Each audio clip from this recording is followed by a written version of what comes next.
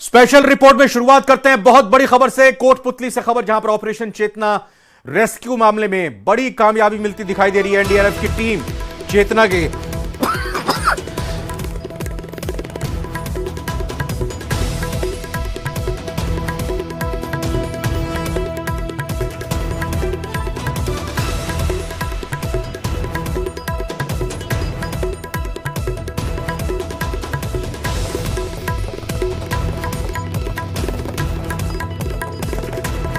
Rescue को लेकर बड़ी खबर आ रही है। एनडीआरएफ की टीम चेतना के बेहद नजदीक पहुंच चुकी है। मौका स्थल पर हलचल तेज हो गई है। 3 साल की मासूम चेतना को बाहर निकालने का प्रयास लगातार जारी है और जल्द ही ये ऑपरेशन रेस्क्यू ऑपरेशन चेतना पूरा हो सकता है। प्रदेश का दूसरा सबसे लंबा, सबसे ज्यादा वक्त तक चलने वाला ये रेस्क्यू ऑपरेशन हो गया। 180 घंटों से भी ज्यादा इसका वक्त बीत चुका है। हीरालाल जो लगातार पिछले सोमवार जब से दोपहर में बच्ची गिरी थी उसके बाद से लगातार इस खबर की एक एक अपडेट, एक एक तस्वीर आप तक पहुंचाने हमारे साथ बने हुए हैं। इन्हीं के जरिए हमें यह खबर मिली है कि बहुत करीब, बेहद करीब ये टीम पहुंच चुकी है। हीरालाल का हम रुख करेंगे, लेकिन बता दें आपको कि इस वक्त की बड़ी खबर यही है कि जिस तरीके से मासूम 170 फीट गहरे बोरवेल में पिछले सोमवार को गिरी, कहा गया, फिर उसके बाद कोशिश की है देसी जुगाड़ से और एक हुक डालकर उस बच्ची को निकाला गया। फिर उसके बाद 120 फीट पर यह बच्ची अटक गई। 120 फीट पर 170 फीट से जब ऊपर उसको पुल किया गया, उसको खींचा गया, 120 फीट पर अटक गई। फिर उसके बाद समानांतर एक दूसरा बोरवेल किया गया है और उस दूसरे बोरवेल को करने के बाद अब टनल, एक सुरंग बनाई जा रही है, जो सुरंग बहुत ही नजदीक अब पहुंचने वाली है बच्ची के। इस मेरा नाम तेजा सोनी है। मैं वो चेकना बोरवेल में फंसी हुई ना, उसको जल्दी से बाहर निकल आए, क्योंकि मैं लोगों को भी ये कहना चाह रही हूँ बोरवेल को खुला ना छोड़िए, हम छोटे बच्चे गिर जाएंगे, इसलिए चेकना को जल्दी से बाहर निकालिए। तो छोटी बच्ची, मासूम बच्ची की आपने बात को सुना, हमको झकझोर कर रख दे रही है इस बच्ची की बात, जो चेतना, ये बताया जा रहा है चेतना की बहन है और चेतना के इंतजार में ये लगातार आस लगाए हुए बैठी और साथ ही साथ ये मार्मिक अपील भी करती हुई कि कोई भी बोरवेल को खुला ना छोड़े। हीरालाल ग्राउंड जीरो से जुड़ रहे हैं हमारे साथ। हीरालाल, बेहद करीब ऑपरेशन अंजाम तक पहुंचने के। जी बिल्कुल, इस समय की सबसे बड़ी अपडेट यही है कि जो पिछले 8 दिन से जो ऑपरेशन चेतना रेस्क्यू अभियान चलाया जा रहा है वो उसमें हलचल बढ़ गई है। प्रशासनिक अधिकारियों में जो हलचल थी वो तेज हो गई है। तो कहा जा सकता है, एक संभावना जताई जा रही है कि जो नीचे एनडीआरएफ के जो जवान है, जो रेस्क्यू अभियान को बराबर जो जुटे हुए हैं, उसको तो जो बालिका थी उस बोरवेल में जो फंसी हुई है उसके बिल्कुल करीब पहुंच चुके हैं। जो टनल खोदने का कार्य था, जो 8 फीट का जो टनल था उसको खोदा जा रहा, तो कहा जा सकता है कि उस टनल का कार्य लगभग पूरा होने वाला है, क्योंकि जिस तरीके से पिछले 24 घंटे से लगातार वो 170 फीट गहरे गड्ढे में उतरकर टनल खोदने का जो कार्य था, बोरवेल और जो गड्ढे के बीच की 8 फीट की जो दूरी थी उसको लगभग तय कर लिया गया है। क्योंकि जिस प्रकार से हार्ड रोक इस पूरे रेस्क्यू ऑपरेशन में जो बाधक बन रहा था पिछले 24 घंटे से, उसको चट्टान को काटने का जो कार्य किया जाता, बार बार जो बाधाएं आई, तो तमाम जो बाधाएं हैं उनको पार करते हुए अब ये जो रेस्क्यू अभियान है वो अंतिम दौर में है। तो कहा जा सकता है जल्दी ये रेस्क्यू अभियान पूर्ण होगा। जल्दी है जो टीम के जो जवान है रेस्क्यू अभियान को पूरा करने में जो जुटे हुए हैं। मैं दिखाना चाहूंगा तस्वीरों में किस प्रकार से जो कर्मचारी, जो जवान है, जो एनडीआरएफ और एसडीआरएफ के जो जवान थे वो इस रेस्क्यू ऑपरेशन को अंजाम देने में लगे हुए थे। तो आप देख सकते हैं तस्वीरों में कि सब आपस में चर्चा कर रहे हैं। जो अधिकारी, एडिशनल एसपी हैं, जो वो भी यहाँ पहुंचे हैं, एनडीआरएफ के जो अधिकारी हैं, जो जवानों से चर्चा कर रहे हैं। अभी कितने रेड माइनर्स या कर्मी नीचे जो समानांतर बोरवेल बनाया गया है जिसमें सुरंग बनाने का काम किया जा रहा है, कितने अभी लोग होंगे, कितने कर्मी होंगे जो अभी सुरंग को बना रहे हैं वहां पर?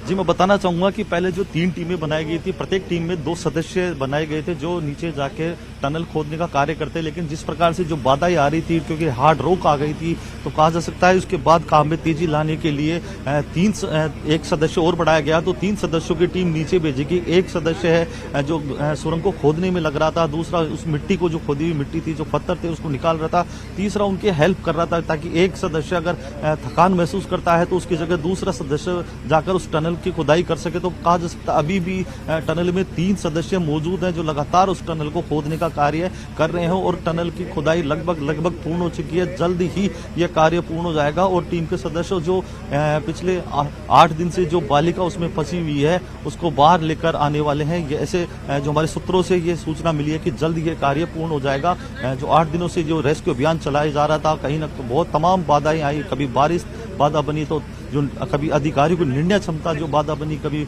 मशीनरी बाधा बनी। इन तमाम बाधाओं को पार करते हुए आज 8वां दिन ये रात होने वाली है। कहा जा सकता है कि अब यह रेस्क्यू अभियान अपने अंतिम चरण में है।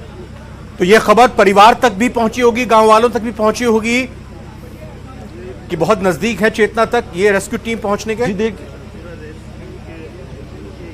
जी देखिए, जो बच्ची के परिजन है वो लगातार यहाँ मौके पे पहुंचकर अधिकारियों से बात कर रहे हैं, उनसे अपडेट ले रहे हैं। अधिकारी भी जो परिजन है उनको यहाँ पास में बैठाकर जो सीसीटीवी कैमरे के जरिए जो मॉनिटर पर जो तस्वीरें रेस्क्यू ऑपरेशन की अंदर चल रही हैं वो उनसे अवगत करा रहे हैं, पल पल की अपडेट उन तक पहुंचा रहे हैं। तो कहा जा सकता है कि जो परिजन यहाँ पहुंचते हैं तो पल पल की अपडेट उन तक जरूर पहुंचाई जा रही है। परिजन तक ये बात जरूर पहुंची गई है प्रशासन की ओर से कि अब अंतिम दौर में जब ये रेस्क्यू ऑपरेशन है तो वो कहीं ना कहीं ये बात उन तक जरूर पहुंची है कि अब जल्दी है ये बालिका को बाहर निकाल लिया जाएगा और रेस्क्यू ऑपरेशन को अंतिम चरण जो चल रहा है उसकी सूचना परिजनों को दे दी गई होगी।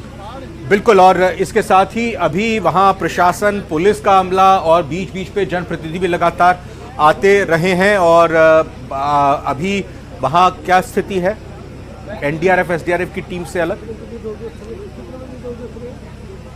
जी मैं बताना चाहूंगा कि कुछ लोग यहाँ जरूर, जब ये सूचना लोगों तक पहुंच रही है कि आज शाम को इस बालिका को बाहर निकाल लिया जाएगा, तो परिजनों में भी कहीं ना कहीं इस बात को लेकर उत्साह जरूर है कि उनकी जो 8 दिन की जो इंतजार है वो खत्म होने वाला है। तो कुछ लोग जरूर यहाँ बैरिकेड्स के उधर पहुंचे हैं। पुलिस प्रशासन है जो लगातार उनको पीछे करने में लगे हुए हैं। आप देख सकते हैं तस्वीरों में कि पुलिसकर्मी उनको समझाने में लगे हुए हैं कि भाई आप यहाँ से थोड़ा दूर जाएं, जो रेस्क्यू ऑपरेशन है उसमें किसी प्रकार की बाधा नहीं हो, डिस्टरबेंस नहीं हो, किसी प्रकार की दिक्कत नहीं हो। तो आप देख सकते हैं तस्वीरों में किस प्रकार से पुलिस के जवान हैं यहाँ तैनात कर दिए गए हैं। तमाम जो पुलिस के जवान थे, बाहर से जो पुलिस लाइन से जो कर्मचारी थे, पुलिस के जवान थे, उनको भी यहाँ बुला लिया गया है। जो तमाम अधिकारी, एडिशनल एसपी भी यहाँ पहुंचे, डीएसपी भी मौके पे मौजूद है। तमाम जो आसपास के पुलिस थाने हैं उनके थाना प्रभारी मेजाब्ते के यहाँ मौजूद है। तो कहा जा सकता है जिस प्रकार से जो प्रशासनिक कर्मचारियों में जो हलचल मची है तो उसको देखकर अंदाजा लगाया जा सकता है कि रेस्क्यू ऑपरेशन अंतिम चरण में और जल्दी बालिका को बाहर निकाल लिया जाएगा। ये आपकी बात किससे हुई जिन्होंने बताया कि अंतिम चरण में ये ऑपरेशन पहुंच चुका है और बेहद ही नजदीक अब चेतना के ये सुरंग जो खोदी जा रही है आ चुकी है? और क्या वो कैमरे के सामने आकर बताने को राजी हुए? आप बात कर पाएंगे कोई आसपास अगर हो तो? जी देखिए, हमें विश्वस्त सूत्रों से जानकारी मिली है कि जो नीचे एनडीआरएफ के जवान खुदाई कर रहे हैं टनल की खुदाई चल रही थी उसको लगभग कार्य पूर्ण होने को है, क्योंकि 8 फीट की जो खुदाई थी कुछ घंटे पहले 7 फीट की खुदाई कंप्लीट हो चुकी थी। उसके बाद जैसे जैसे एनडीआरएफ के जवानों ने, जो कि नीचे 3 सदस्य जो इस टनल की खुदाई करने में लगे, तो उम्मीद जताई जा रही है कि वो टनल की खुदाई कर चुके होंगे। लगभग कुछ देर में है जो रेस्क्यू ऑपरेशन पूरा हो भी जाएगा। तो कहा जा सकता है, जो विश्वस्त सूत्रों ने हमें बताया है कि लेकिन वो कैमरे के सामने आके कुछ कहने में असहज रहेंगे, कोई असमर्थ रहेंगे, क्योंकि अधिकारियों का किसी दबाव भी रहता है, कुछ उनकी जो वो रहते हैं। बाकी जिस प्रकार से सूत्रों ने बताया तो उसके आधार पर यह कहा जा सकता है जल्द ही है जो रेस्क्यू ऑपरेशन पूरा हो जाएगा। बाकी फिर मेडिकल की टीम भी हलचल में आई होगी। हमने जैसे दौसा में देखा था, आर्यन को जब रेस्क्यू टीम ने बचाया था तो सबसे पहले आर्यन को बाहर निकालने के बाद एम्बुलेंस में ही लेकर गए, फिर तुरंत अस्पताल लेकर गए थे और वहीं पर ही फिर बाकी स्टेटस पता चला था। और जाहिर तौर पर अभी जो मेडिकल टीम वहां पर मौजूद है, एम्बुलेंस वहां पर है, वो हरकत में आ रहे होंगे।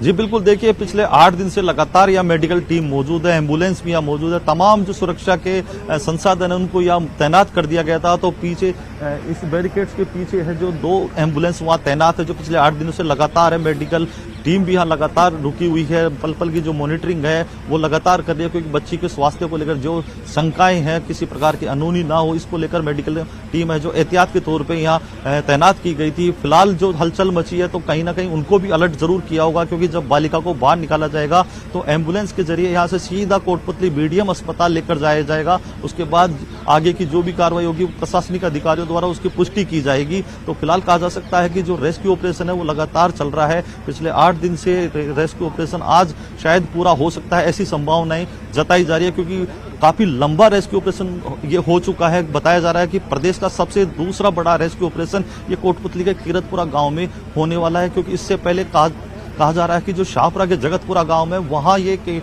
ऐसे ही कोई साहिल नाम का बच्चा था जो बोरवेल में गिर गया था। वो करीबन 9 दिन वो अभियान चला था। हालांकि उसमें भी दुखद समाचार ये था कि उस बच्चे की मौत हो चुकी थी और उस बच्चे को बाहर नहीं निकाला जा सका था। तो उस दौरान है जो कार्रवाई वहीं रोक दी गई थी, बच्चे को बाहर नहीं निकालने के कारण कार्रवाई रोक दी गई थी। लेकिन यहाँ पर लोगों की उम्मीद है कि बच्ची को सकुशल बाहर निकाला जाए, क्योंकि 8 दिन का समय बहुत लंबा समय होता है इसलिए। लेकिन यहाँ लोगों को जो इंतजार है वो शायद आज इंतजार पूरा होने वाला है। बिल्कुल हीरालाल, आप नजर बनाकर रखें, चूंकि मौसम भी चुनौती पेश कर रहा है, जबरदस्त कड़ाके की ठंड। और हीरालाल आपने बताया भी, इससे पहले हमने लगातार यहां पर बीच में बारिश का दौर भी देखा, और उसके साथ ही ये सलाम करना होगा रेस्क्यू ऑपरेशन में जुटी हुई टीम को, सलाम करना होगा उन पुलिसकर्मियों को जो लगातार यहां पर व्यवस्था बनाए रखने के लिए इस वक्त मौजूद हैं ग्राउंड पर, और सलाम उन लोगों को भी करना होगा जो इन लोगों के खाने पीने का बंदोबस्त वहां पर कर रहे हैं। हिम्मत की दाद देनी पड़ेगी और यही दुआ